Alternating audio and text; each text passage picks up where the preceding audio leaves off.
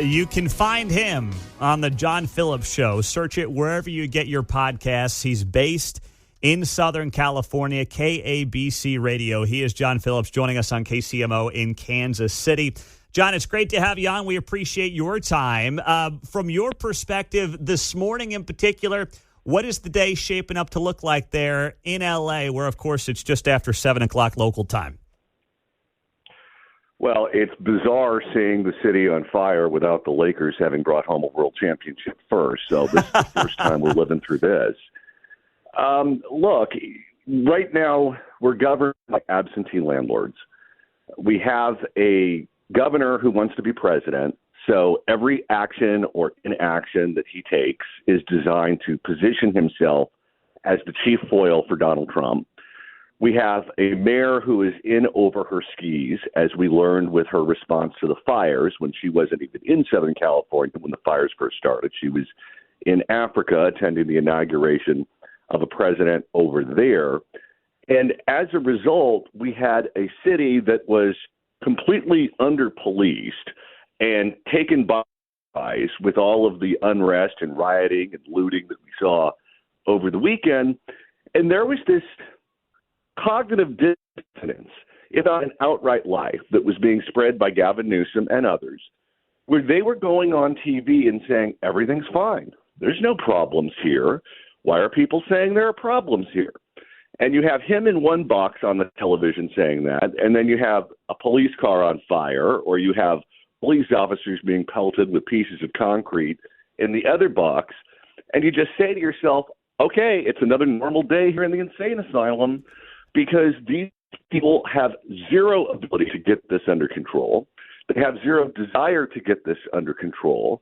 That is not their goal. Their goal is political in nature. This is all about Gavin Newsom trying to position himself to run for president in 4 years. And he is delusional enough to think that this is going to help him. So if the question is, this is going to continue, yes, because I don't think the people in charge have the backbone to shut it down.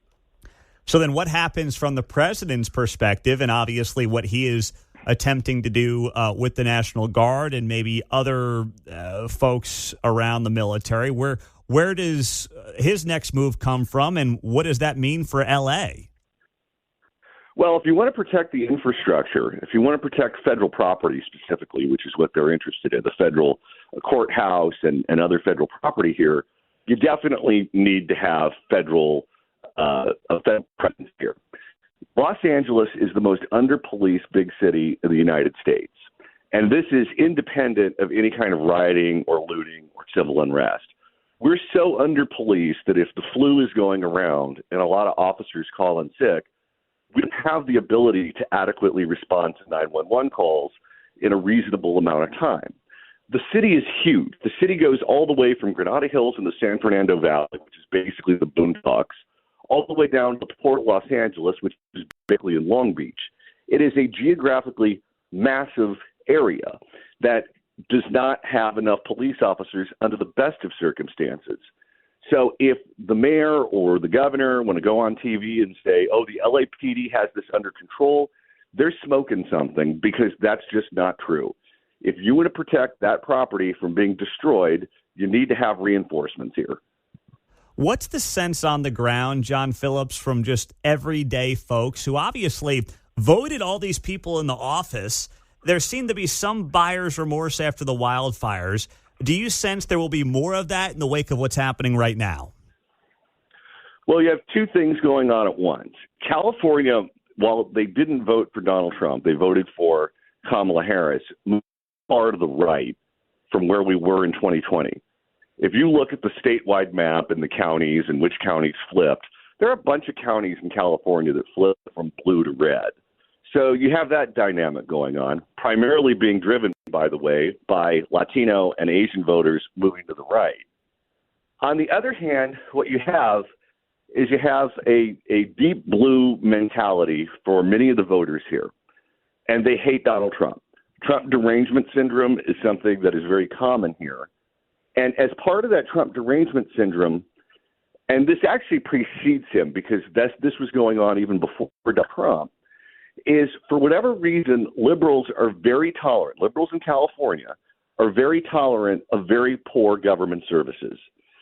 They regard the bullet train, which is something that was supposed to have been built and completed and operational by now, as being a smashing success, even though that train has never actually taken off because the train doesn't exist. They think that crime is okay. They think that homelessness is okay. They think that the city adequately responded to the fires. They pay a fortune to live here. They get nothing in return. But as long as these people turn around and tell you how much they hate Donald Trump, they're willing to forgive any and all bad behavior and failure to deliver on government services. Doesn't sound very optimistic for the future, politically speaking, of the region and the state. And I got to imagine, too, John, it's partially because a lot of people who have been fed up have left, right? I mean, we've seen the mass migration out of the state of California. How real is that? Well, that's certainly true. You've seen a lot of people vote with their feet and move to Arizona, Nevada, Texas, Florida, Idaho, other parts of the country. But you also have this weird coalition that the Democrats rely on here, where they essentially have the poor of the poor. They have the people who depend on the government services to get by. And then they have these sectors, the tech sector, Hollywood, those sorts of industries that pay people very well. So many of the people whose ballots look like the people who are dependent on government services to get by, they live in gated communities. They send their kids to private schools. They live in very posh areas, and they're largely immune to all of these problems that the rest of us live with on a daily basis. So because their kids' schools are fine, and because they have private security who are making sure that they don't get robbed, and they don't have to buy their shampoo through bulletproof glass at their Target, from their point of view, everything's fine, and why is everyone complaining? They really just don't understand. They don't understand why people are unhappy. They don't get it. John Phillips is here on KCMO, John Phillips Show, KABC there in L.A. So, John, this week, when it comes to what happens next, the funding of these protests, do you have a sense in terms of where that's coming from at this point, or is it too early to tell? Well, there are definitely professional agitators who are out there. I mean, you look at signs that are already printed and made. You look at the Palestinian flags that have nothing to do with any of this. You look at, the arrest records of people who have been picked up, who have done this before. The chief of police was giving a press conference last night, and he addressed many of these issues. So, yes, I do think there is a professionalized aspect of this. And it's also a different ballgame now that you have social media, where you have the ability to communicate with these people in ways that you didn't before in the past. So they're giving away where the feds are. They're giving away the position of the cops. They're giving away the critical information that we certainly don't want them to have. And they're sharing that with each other, and they're using it as an opportunity to ambush the cops and create as much havoc as possible. Last thing here, John, in terms of the ICE raids and some of the people, you've seen them and you know this well, that Bill Malugin, Fox News, and others have highlighted are people who were here illegally and have committed a lot of crimes while being here illegally. How much of the ICE raids are that versus, as some have dubbed, the uncle at a graduation party, the guy stocking the shelves at Home Depot? Who has really been the target here by ICE? Well, obviously, anyone who's here illegally, if the government finds you in this administration, you're going to be sent home. So let's start there.